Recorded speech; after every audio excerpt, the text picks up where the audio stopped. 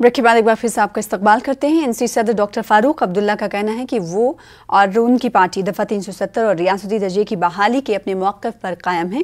फारूक अब्दुल्ला ने कहा कि जब भी ऐलान होगा एनसी इंतख़ाबात में मुकाबला करेगी। फारूक अब्दुल्ला ने अपने वालिद शेख अब्दुल्ला की 89वीं बरसी के मौके पर मीडिया से गुफ्तगू कर रहे थे। शेर कश्मीर की बरसी पर नसीम बाग में वाक़ अब्दुल्ला ख़ानदान के आबाई कब्रिस्तान में फातहा खानी की गई।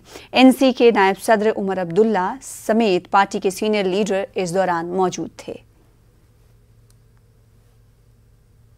देखिए, मैं जानता नहीं हूँ कब होंगे, मगर नेशनल कॉन्फ्रेंस इलेक्शन से दूर नहीं रहेगी। हमने इलेक्शन लड़ना है और इंशाअल्लाह ज़रूर लड़ेंगे। सर, स्टेटहुड की बात आपने की।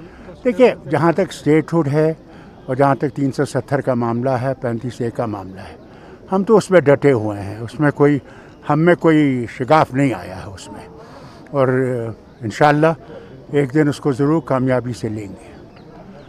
जब इंसान का वक्त आता है जाने का, उसी को रोक नहीं सकता। इस दिन शेर कश्मीर इस दुनिया को छोड़ गए थे और उनकी रूह अल्लाह के पास है। उन्हें सारी ज़िंदगी इस कौम को उठाने के लिए की है, और उम्मीद करता हूँ कि ये जमात उसी पर चलेगी और आगे भी लोगों के लिए बेहतरी करने की कोशिश करेगी। इसमें आजकल हमारे पार्टी के इलेक्शन हो रहे हैं।